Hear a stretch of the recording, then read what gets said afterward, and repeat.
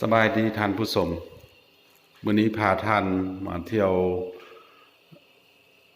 ดอนแขมข้องเขตเมืองสร้างทองแขวงนครหลวงเวียงจันทน์ซึ่งเป็นช่วงของเดือนธันวาปี2019ในมื้อนี้มันวันที่5เดือนธันวา2019เนาะคือเห็นว่าแม่น้ำคลองก็แห้งหลายสมควรเนาะมาเบิ่งบรรยากาศแม่น้ำคลองในยามเดือนธันวา2019อยู่เขตเมืองสร้างทองเชิญเบิ่งด้วยนำกันเนาะ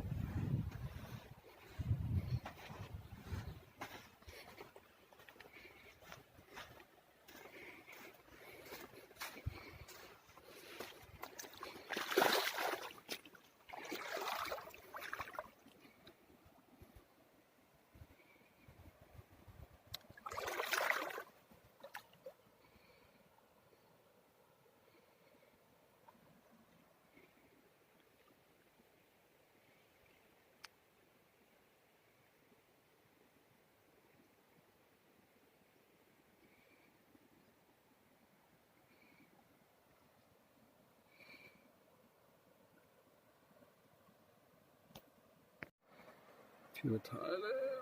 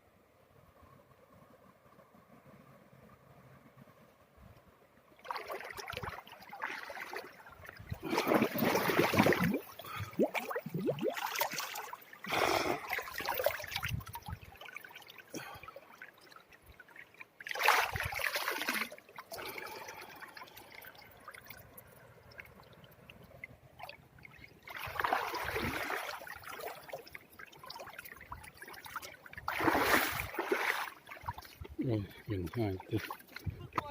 โอ้ยห่างเป็นวะ